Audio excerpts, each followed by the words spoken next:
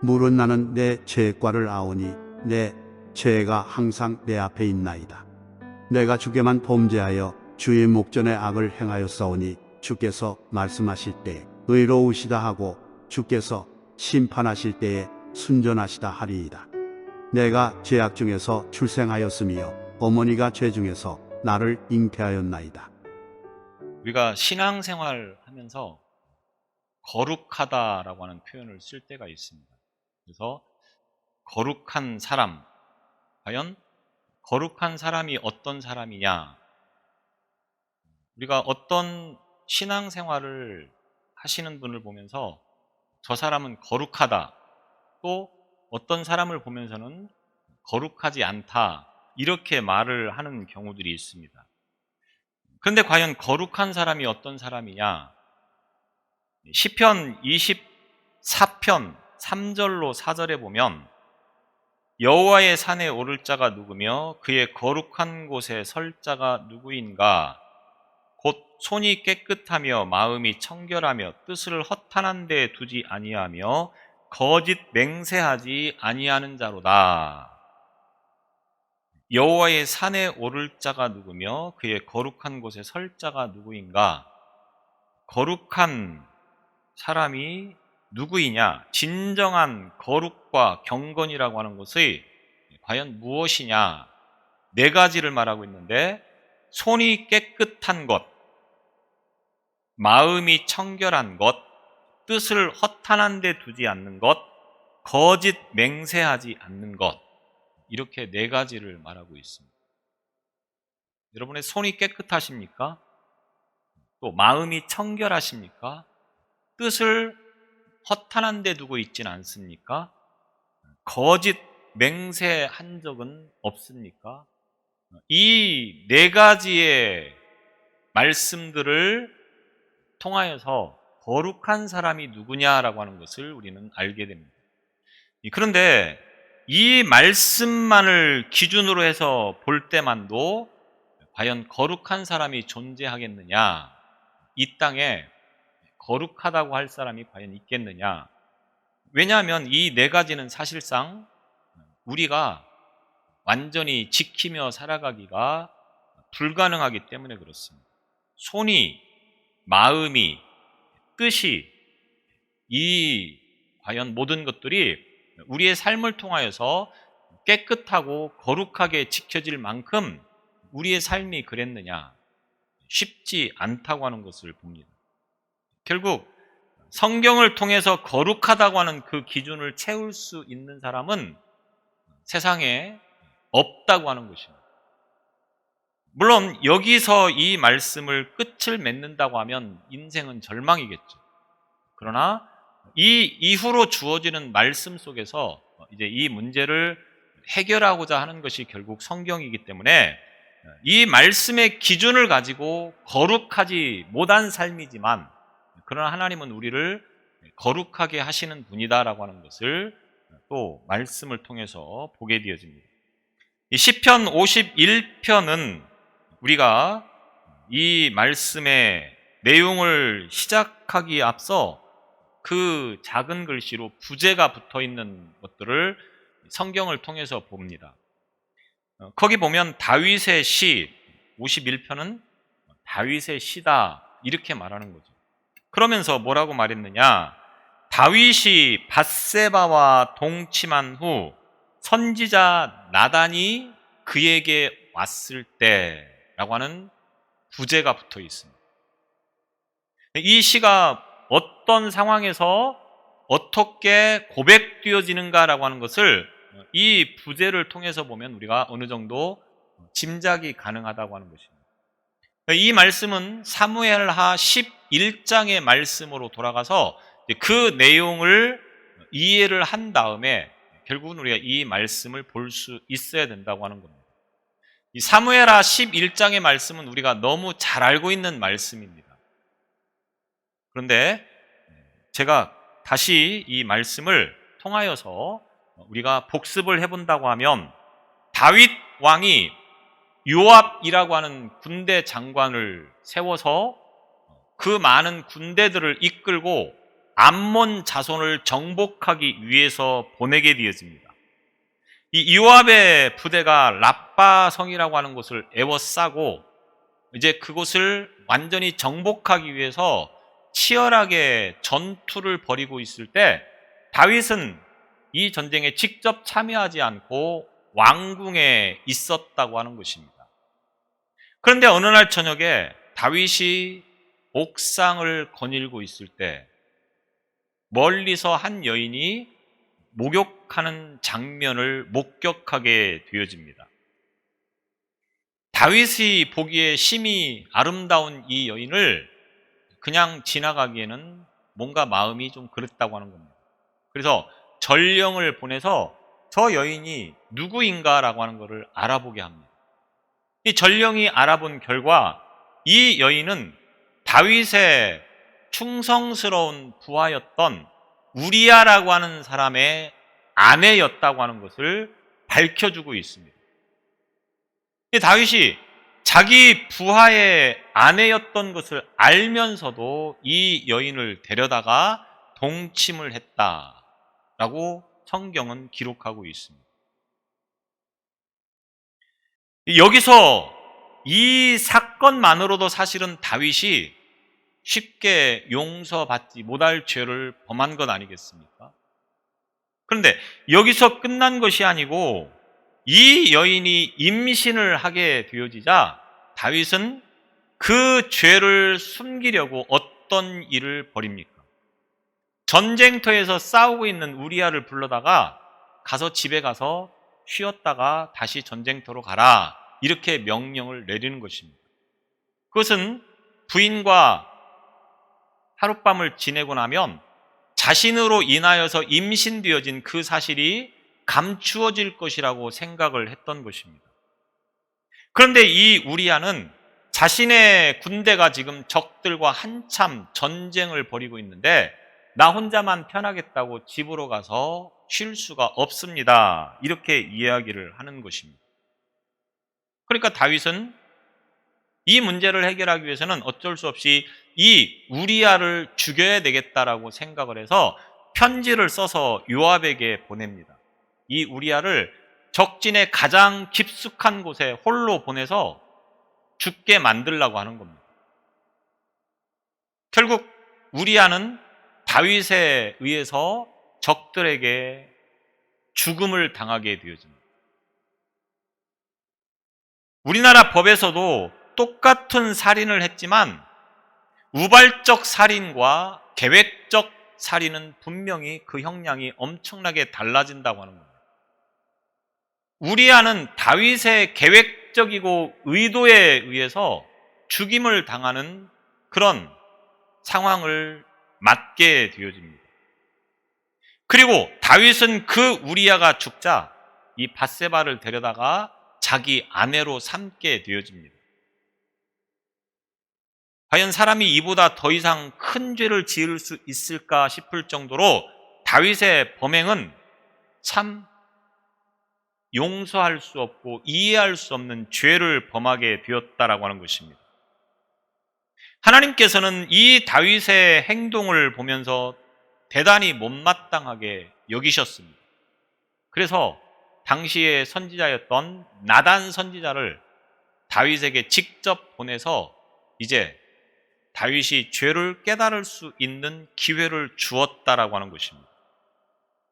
나단 선지자는 왕에게 직접 가서 스스로 죄를 깨달을 수 있도록 비유를 통하여서 이야기를 해줍니다. 한 성읍에 양과 소가 심히 많은 부자가 있었습니다. 그런데 자기 집에 손님이 오니까 이 부자가 자기가 가지고 있는 것 중에 하나를 잡아서 손님을 대접하는 것이 아니고 겨우 한 마리를 가지고 먹고 살아가는 가난한 사람의 그것을 빼앗아다가 이 손님을 대접했습니다. 이렇게 이야기를 하니까 다윗이 분개를 하는 거죠. 감히 어떻게 그런 일이 있을 수 있느냐? 그 사람을 당장 잡아다가 죽여라, 이렇게 이야기를 하는 겁니다. 이 다윗은 지금 자기 이야기를 하고 있는데 그 이야기가 자기 이야기가 아니고 남의 이야기로 들렸다고 하는 겁니다. 우리가 그런 경우가 참 많죠. 사실은 내 이야기를 하고 있는데 그걸 내 이야기로 듣는 게 아니고 저거는 어떤 집사가 들어야 되는데 오늘 하필이면 오늘따라 안 왔네. 이렇게 하는 경우가 참 많죠. 그 이야기가 누구 이야기인가를 우리는 잘 알아야 됩니다. 이렇게 이야기를 해도 깨닫지 못하니까 나단이 어떡합니까? 바로 당신이 그 사람입니다. 이렇게 이야기를 하고 있는 것입니다.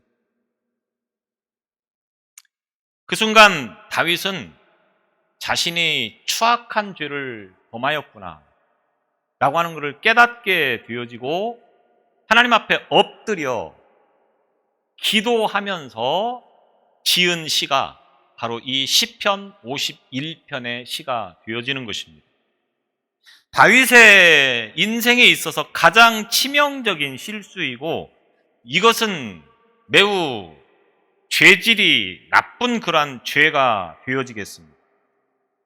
충성스러운 아내를 빼앗는 것, 그것도 부족해서 그 충성스러운 부하를 전장터에서 죽게 만들고 그 아내를 빼앗아다가 자기 아내로 삼는 사람으로서는 할 짓이 못 되는 일들을 다윗이 했다라고 하는 것입니다.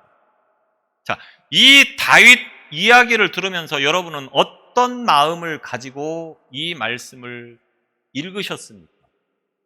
대부분은 아니 사람이 어떻게 그럴 수 있느냐 이렇게 생각하면서 다윗을 비난하고 정죄하고 있습니다. 그 마음에는 어떤 마음입니까? 나는 다윗처럼은 안 살았다고 하는 거죠. 물론 죄를 지을 수는 있었는데 죄를 지었는데 그런데 다윗만큼은 큰 죄를 짓지 않았다라고 생각하면서 다윗을 비난하고 정죄하고 있다고 하는 것입니다. 세상에서는 죄가 큰 죄가 있고 적은 죄가 있어서 그 형량이 달라집니다. 그런데 성경은 어떻게 말씀합니까? 성경에도 큰 죄가 있고 적은 죄가 있어서 형량이 각각 달라질까요? 마태복음 5장 22절에 보면 형제에게 노하는 자마다 심판을 받게 되고 살면서 형제하고 안 싸운 사람이 있습니까? 형제에 대해서 분노하는 마음을 안 가져본 적이 있습니까? 그런 사람은 어떻게 됩니까? 하나님의 심판을 받게 된다 이렇게 말하고 있어요. 그러면서 후반부에 보면 미련한 놈이라 하는 자는 지옥불에 던져지리라. 미련하다고 말하는 것만으로도 지옥불에 던져진다고 하는 겁니다. 우리가 뭐 형제들 사이에서 대화하면서 저 미련한 놈, 또 부모가 자식에게 미련한 놈이라고 하는 말을 별로 생각 없이 쓸 때가 참 많습니다. 그런데 이 말을 했다는 것만으로도 지옥불에 들어간다고 예수님은 말씀하고 있다고 하는 것입니다. 천국은 상급이 여러 가지가 있어서 면류관이 각각 다르다라고 말씀하고 있습니다. 그런데 지옥은 형벌에 따라서 조금씩 차이가 있다 이렇게 말씀하고 있는 구절이 없다고 하는 겁니다. 똑같이 지옥에 가면 똑같은 불 속에서 고통을 당하고 있습니다. 큰 죄를 지었기 때문에 더 뜨거운 불, 작은 죄를 지었기 때문에 조금 덜 뜨거운 불, 사우나 가면 온도 차이가 이렇게 조금씩 있는데 지옥에는 그런 게 없다고 하는 겁니다. 똑같이 지옥불에서 고통을 당한다고 성경은 말하고 있습니다. 결국 죄는 큰 죄냐 적은 죄냐의 문제가 아니라 똑같이 죄이기 때문에 그 죄의 문제로 인하여서 결국은 지옥불에 던져지는 결과를 가져온다고 성경은 말하고 있습니다.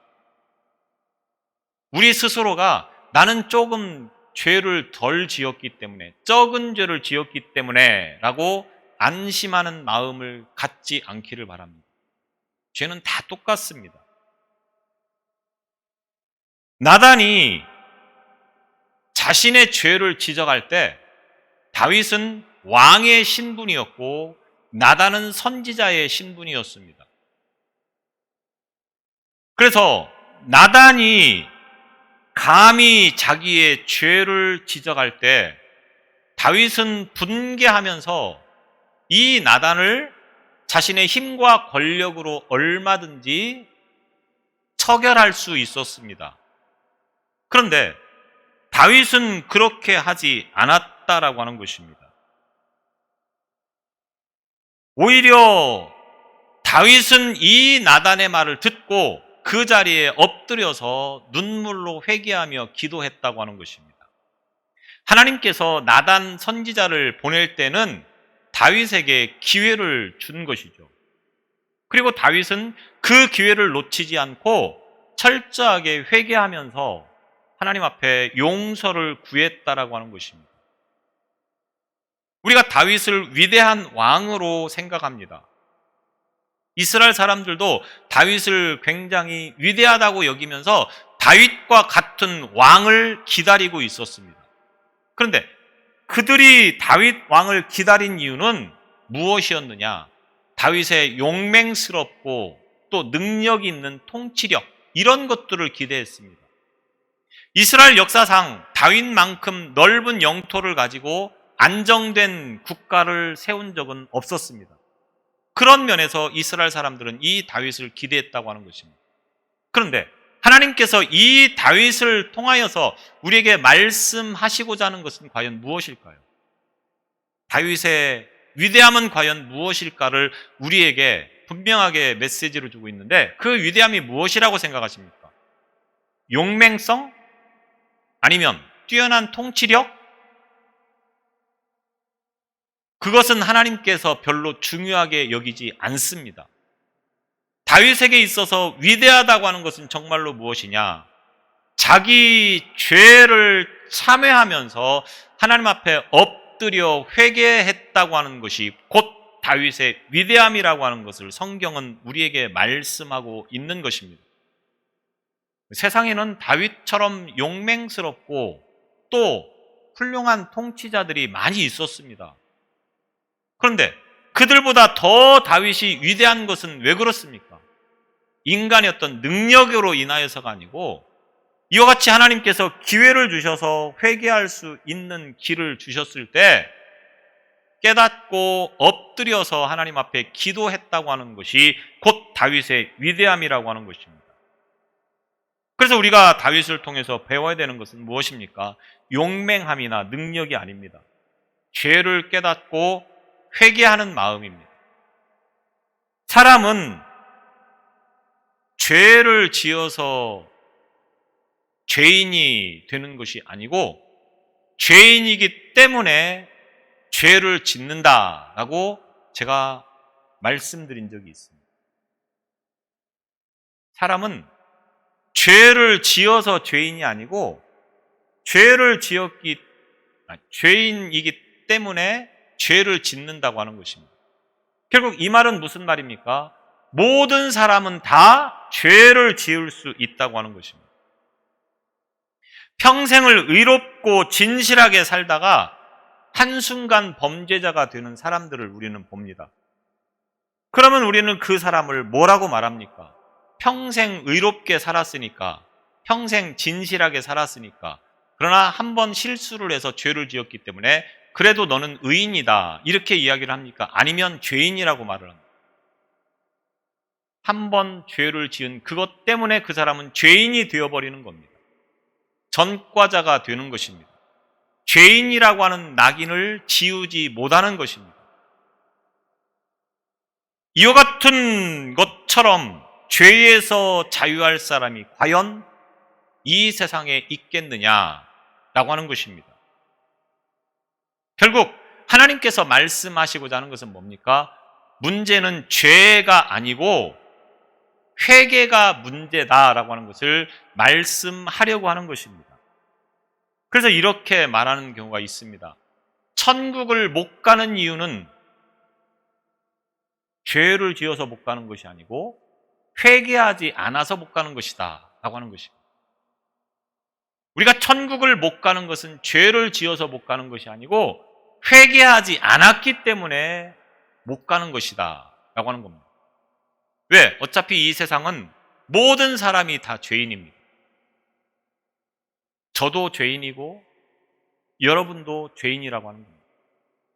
나는 죄인이 아니다라고 생각하실지 모르겠지만 하나님께서 보실 때는 죄라고 하는 것입니다. 앞서 말씀을 드린 것처럼 형제를 향하여서 말 한마디 하는 것도 지옥불에 던져질 죄가 되는데, 그렇게 따지면 죄가 없다라고 말할 수 있는 사람이 과연 어디 있겠습니까? 다윗의 이 사건을 통하여서 다윗에게는 굉장히 아픔이었고 고통이었을 것입니다. 왜? 자신의 추악한 부분을 드러내는 모습이었기 때문에 그렇습니다. 그런데 문제는 다윗이 이 아픔과 고통을 무엇으로 받아들였습니까?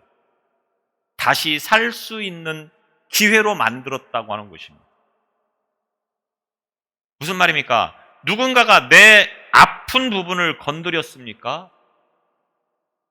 금요일 날 저녁에 말씀을 드렸는데, 우리가 상대방의 누군가의 말 한마디로 굉장히 분노를 일으키는 경우들이 있습니다. 그런데 그 순간 분노할 문제가 아니라 엎드려 기도해야 되는 기회로 삼아야 된다고 하는 것입니다. 누군가가 내 아픔을 건드렸다고 하면 그것은 하나님께서 나로 하여금 깨달을 수 있도록 기회를 주신 것이라고 생각하면서 내가 그 부분을 가지고 엎드려 기도를 해야 되는 것이라고 하는 것입니다. 다윗이 그래서 훌륭한 사람이 된 것이고 위대한 사람이 되었다라고 하는 것입니다. 이 땅을 살아가는 그리스도인들에게 가장 큰 축복이 뭡니까? 회개할 수 있는 기회. 이것이 가장 큰 축복이라고 생각을 하면서 살아가야 되는 것입니다. 돈을 많이 버는 게 축복이 아니고, 권력을 쥐고 있어서 축복이 아니고, 회개할 수 있는 기회가 나에게 있다고 하는 것이 가장 큰 축복이라고 하는 것을 우리는 잊지 말아야 된다고 하는 것입니다. 다윗을 통해서 우리는 이런 것들을 깨달을 수 있어야 된다고 하는 것입니다. 다윗이 보여준 진정한 회개가 무엇인가를 우리는 오늘 이 말씀을 통해서 깨달을 수 있습니다. 다윗은 먼저 자신이 죄인인 것을 알았다라고 하는 것입니다. 3절에 보면 무릇 나는 내 죄과를 아오니, 나는 내 죄과를 아오니, 자신이 죄인인 것을 알았다라고 하는 것입니다. 아오니라고 하는 말은 철저하게 그 본질을 파악하는 것을 나타내는 말입니다. 그래서 다윗은 다른 사람은 몰라도 자신만큼은 자신의 죄과를 철저하게 인식하고 있다고 하는 것을 말하는 것입니다. 그리고 자신의 죄가 항상 자신 앞에 있다, 이렇게 고백을 하고 있습니다. 나는 내 죄과를 아오니 내 죄가 항상 내 앞에 있나이다. 항상 내 앞에 있나이다. 무슨 말입니까? 걸음을 옮길 때마다 죄의 유혹이 자신 앞에 도사리고 있다고 하는 것입니다. 그러니까 내가 어디를 가든 무엇을 하든 죄가 항상 내 앞에서 나의 길을 가로막고 있다. 이런 표현을 지금 쓰고 있는 것입니다. 자신의 죄에 대해서 안다고 하는 이 고백이 대단히 진부해 보이고 평범하게 여겨질지 모르겠습니다. 그런데 이것처럼 중요한 것이 없다고 하는 것을 저와 여러분은 분명히 알아야 합니다. 내가 죄인이라고 하는 것을 아는 것과 내가 무슨 죄를 지었지 모르는 것과는 엄청나게 큰 차이라고 하는 것입니다. 우리 사회가 교도소가 있어서 죄를 지으면 교도소를 갑니다. 그런데 문제는 뭐냐? 교도소를 간 사람 치고 죄를 지어서 온 사람은 하나도 없고 다 억울해서 왔다고 그렇게 말을 한다고 합니다. 그러니까 죄를 지어서 교도소를 간 것이 아니고 재수 없어서 억울해서 억울하게 왔다, 이렇게 표현을 한다고 하는 겁니다. 이 말은 무슨 말입니까? 자기가 지은 죄가 뭔지를 모른다고 하는 겁니다. 그러니까 그 사람들이 교도소에 가서 형벌을 받는 동안 무슨 생각을 하겠습니까? 더 마음에 독을 갈고 오는 거죠. 내가 억울하게 감옥살이를 했으니까 내가 나가서 꼭 복수를 할 것이다. 자신의 죄를 깨닫지 못하면 이런 결과가 나타나게 되어진다고 하는 겁니다. 그런 면에서 다윗이 자신의 죄를 안다고 하는 것은 실로 대단히 중요한 의미를 부여하고 있습니다. 오늘 저와 여러분은 내가 무슨 죄를 지었는가를 알고 계십니까? 그래서 그 죄를 주님 앞에 회개할 수 있는 마음을 가지고 계십니까? 내가 하나님 앞에서 어떤 죄를 지었는가를 아는 것이 중요합니다. 아직도 모르겠거든 기도하십시오. 자꾸만 죄인 말하는데 하나님 앞에서 내가 무슨 죄를 지었는지를 깨달을 수 있도록 하나님 앞에 기도하는 것이 중요하다고 하는 것입니다. 그래서 다윗은 자신이 죄인인 것을 알기 때문에, 자신이 죄를 지은 것을 알기 때문에 철저하게 회개하는 삶을 살 수 있었다라고 하는 것입니다. 내가 죄인인 걸 알면 당연히 회개를 하겠죠. 문제는 죄인인 것을 모르기 때문에 회개하지 않는 경우가 많다고 하는 것입니다. 또 다윗은 죄의 기준을 분명히 알고 있었다고 하는 것입니다. 무슨 말입니까? 4절에 보면 내가 주께만 범죄하여 주의 목전에 악을 행하였사오니, 내가 주께만 범죄하였다고 고백하고 있습니다. 이 말을 직역하면, 원어를 그대로 직역하면 오직 당신께만 제가 죄를 저질렀습니다, 이런 말입니다. 그러니까 이 말을 다윗이 지금 뭐라고 하고 있느냐, 내가 하나님 앞에 죄를 지었습니다, 하나님 앞에서만 죄를 지었습니다, 이렇게 고백을 하고 있는 것입니다. 이 말은 우리가 자칫 오해할 수 있는 게, 다윗이 지금 하나님 앞에 죄를 지은 것이 아니고 우리아에게 죄를 지었고 밧세바에게 죄를 지었는데 왜 하나님 앞에 죄를 지었다고 고백을 하고 있는 것인가 라고 하는 거죠. 이 말이 무슨 말입니까? 이 말은 어떤 죄를 짓든지 그것이 하나님과의 관계를 깨트리는 것임을 제가 알고 있습니다, 이런 고백입니다. 우리가 무슨 죄를 짓든 그것은 하나님과의 관계가 깨어지는 죄라고 하는 것을 알아야 된다고 하는 것입니다. 다른 사람에게 죄를 지은 적이 없습니다, 이 말이 아니고, 우리아에게 밧세바에게 죄를 짓지 않았습니다, 이 말이 아니고, 우리아에게 밧세바에게 죄를 지었지만 결국 그 죄는 하나님과 나와의 관계가 깨어지는 그런 죄로 연결되어진 것임을 제가 알고 있습니다, 이런 고백이 된다고 하는 것입니다. 여러분, 이것이 굉장히 중요한 문제입니다. 범죄를 할 때, 우리가 죄를 지었다고 할 때 그 죄를 누구한테 지은 것입니까? 라고 하는 것을 바르게 알아야 된다고 하는 겁니다. 사실 근본적으로 죄를 지었을 때는 우리가 사람과 사람과의 관계에서 죄를 지은 일들이 분명히 있습니다. 자, 그러면 사람과 사람과의 관계에서 죄를 지었기 때문에 이 문제를 어떻게 해결을 해야 됩니까? 사람과 사람과의 관계에서 풀고 그 다음에 이것이 거기서 끝나는 것이 아니고 그 사람과 사람과의 관계에서 지은 죄는 결국 하나님과의 관계를 깨트린 것이 되기 때문에 하나님 앞에서도 회개가 필요하다고 하는 것입니다. 이해가 되십니까? 사람과의 관계, 이것을 그냥 하나님 앞에 나와서 기도하는 것으로 끝나면 이것은 온전한 회개가 아니라고 하는 겁니다. 제가 누군가의 돈을 100만 원을 떼어먹었다. 그런데 어느 날 먼 시간이 흘러가고 나니까 생각이 났습니다. 그럼 어떻게 됩니까? 갚아야 됩니다, 그거. 하나님, 제가 생각해보니까 옛날에 그 사람에게 100만 원 떼어먹었는데 용서해 주세요, 이렇게 기도를 해서 해결될 문제가 아니라고 하는 겁니다. 물론 뭐 갚을 수 없으면 다른 방법으로라도 그 문제를 해결을 해야 됩니다.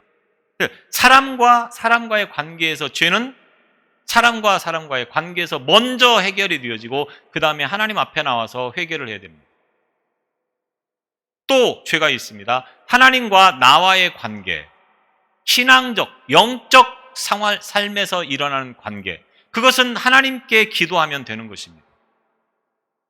그런데 사람과의 관계는 하나님과 관계가 없는 것이냐? 그렇지 않다고 하는 것을 지금 다윗은 고백을 하고 있습니다. 무슨 말이냐? 요셉이라고 하는 사람을 잘 기억하실 줄로 압니다. 구약 성경에 등장하는 요셉. 이 요셉이 보디발의 집에서 일을 하고 있는데 이 용모가 굉장히 출중하다 보니까 보디발의 부인이 요셉에 향한 마음을 품게 되어집니다. 그래서 하룻밤 자자고 하는 거죠. 그러니까 요셉이 뭐라고 말하느냐? 창세기 39장 9절에 보면 내가 어찌 이 큰 악을 행하여 하나님께 죄를 지으리까? 이렇게 고백합니다. 무슨 말입니까? 사람과의 그 관계에서 일어나는 죄이지만 결국 이것은 하나님 앞에 죄를 짓는 것이기 때문에 내가 하나님이 두려워서 죄를 지을 수가 없습니다. 이렇게 말하는 것입니다. 이 문제가 왜 이렇게 중요한 것이냐? 사람과 사람과의 관계에서의 죄라고만 생각을 한다고 하면 어떤 현상이 일어납니까? 사람의 눈만 피하면 됩니다. 사람에게만 안 걸리면 됩니다. 그렇지 않습니까? 사람과 사람과의 관계이기 때문에. 그런데 이 죄가 결국은 하나님과 관계가 있는 것이라고 하는 것을 생각한다고 하면 사람의 눈을 피한다고 해결될 문제가 아니고 사람에게 안 걸린다고 해결될 문제가 아니고 하나님께서 보시고 있다고 하는 것을 생각하기에 죄를 지을 수가 없다고 하는 것입니다. 오늘날 사회에서 많은 범죄들이 일어나고 있습니다. 그 가운데 사람의 눈만 피하면 된다라고 생각을 하면서 죄를 짓는 일들이 얼마나 많은지 모릅니다. 우리는 무엇을 두려야 됩니까? 그 순간에도 하나님께서 보고 계시다고 하는 것을 알아야 된다고 하는 것입니다. 다윗이 바로 그거를 알고 있었다고 하는 겁니다. 내가 우리아에게 밧세바에게 죄를 지었지만 그러나 이것이 곧 하나님과 나와의 관계가 깨어진 죄인 것을 고백합니다. 그러면서 회개했다고 하는 것을 오늘 말씀하고 있습니다. 그러면서 4절로 5절을 통해서 보면 죄에 대한 심판을 받아들였다라고 고백하는 것을 봅니다. 무슨 말입니까? 하나님께서 제가 지은 죄로 인하여서 나에게 어떠한 심판이 주어진다고 해도 나는 그것을 원망하지 않고 불평하지 않고 그대로 수용하겠습니다. 그대로 받아들이겠습니다. 이렇게 고백을 하는 겁니다. 이게 당연한 것처럼 생각이 되시죠? 그런데 우리 삶에서는 실질적으로 당연하지 않은 경우가 너무 많습니다. 내가 잘못해서 문제가 일어났는데 그래서 내가 하나님의 심판을 받고 있는데 하나님을 원망하는 경우들이 너무나도 많다고 하는 겁니다. 여러분 안 그렇습니까? 그런 일들이 참 많습니다. 그런데 다윗은 자신이 뭘 잘못했는지를 알고 있고 그래서 자신이 당해야 되는 고통도 아픔도 원망하지 않고 불평하지 않고 그 모든 것들을 다 수용하겠노라고 지금 고백을 하고 있는 것입니다. 그래서 사무엘하 12장에 보면 다윗이 하나님으로부터 3가지 혹독한 형벌을 선고받습니다. 10절에 보면 칼이 그의 집에서 영원히 떠나지 않을 것이다. 다윗의 집안에서 칼부림이 영원히 떠나지 않을 것이다. 또 11절에 보면 다른 사람이 백주에 그의 처들과 동침할 것이다. 세 번째로는 14절에 보면 밧세바와의 간음으로 태어날 아들이 죽을 것이다. 이렇게 3가지를 선고받게 되어집니다. 이 사건들을 보면 하나님 앞에서 충분히 원망하고 불평할 만한 이유가 있을 수 있습니다. 다윗이 죄를 지었는데 왜 다윗의 후손들이 피해를 봐야 됩니까? 다윗의 자손들이 왜 어려움을 당해야 됩니까? 충분히 원망할 일이라고 하는 것입니다. 그러나 다윗은 원망하지 않겠다고 하는 겁니다. 내가 지은 죄로 인하여서 일어난 것이기 때문에 내가 그 모든 것을 다 받아들이겠습니다. 인정합니다. 수용합니다. 이렇게 지금 고백을 하고 있는 것입니다. 그러면서 5절에 보면 내가 죄악 중에 출생하였으며 자신이 죄를 지은 것은 어머니의 죄로 인하여서 나에게 주어진 것이다. 무슨 말입니까? 내 죄는 순전히 엄마가 죄를 지어서 이렇게 됐습니다. 이렇게 원망하고 불평하는 것이 아니고 모든 인간은 다 죄로부터 유전되어진 삶을 살아간다고 하는 것을 고백하는 것입니다. 내가 죄를 지을 수밖에 없었던 것은 죄인이기 때문에, 죄가 이미 내 마음속에 자리 잡고 있기 때문에 이런 결과가 일어났다고 하는 것을 고백하고 있는 것입니다. 우리 모두는 이 다윗과 같이 우리 안에 죄성이 잠재해 있습니다. 다시 말하면 누구도 죄로부터 자유할 수 없다고 하는 것입니다. 그러나 우리에게 은혜는 무엇입니까? 우리가 회개할 수 있는 기회를 하나님께서 주셨다고 하는 것입니다. 예수 믿는 것은 다른 것이 복이 아닙니다. 이 죄들을 하나님 앞에서 회개할 수 있는 기회를 얻었다고 하는 것입니다. 저와 여러분들이 죄를 짓고 살아가고 있습니다. 문제는 이 죄를 회개할 수 있는 기회가 주어지면 엎드려 회개하는 심령을 가지고 살아가는 삶이 되시기를 바랍니다. 다윗이 얼마나 큰 죄를 지었습니까? 그런데도 다윗을 향하여서 하나님이 뭐라고 말씀합니까? 너는 내 마음에 합한 자다. 내 마음에 맞는 자다. 하나님의 마음에 맞는 자라고 말씀을 하고 있습니다. 왜? 회개하는 삶이었기 때문에 그렇습니다. 오늘 저와 여러분이 회개하는 삶이 되시기를 바랍니다. 기도하겠습니다. 죄로 인하여서 떨어질 수 없는 수많은 죄악된 모습들이 내 안에 있음을 고백합니다. 그러나 죄로 인하여서가 아니고 회개하지 않아서 하나님 나라에 가지 못하는 것을 우리에게 말씀하셨사오니 우리에게 회개할 수 있는 그 믿음을 허락하여 주옵소서. 다윗처럼 우리에게 회개할 기회가 주어질 때 엎드려 기도하며 회개하는 심령이 되어지도록 인도하여 주옵소서. 예수님 이름으로 기도드리옵나이다. 아멘.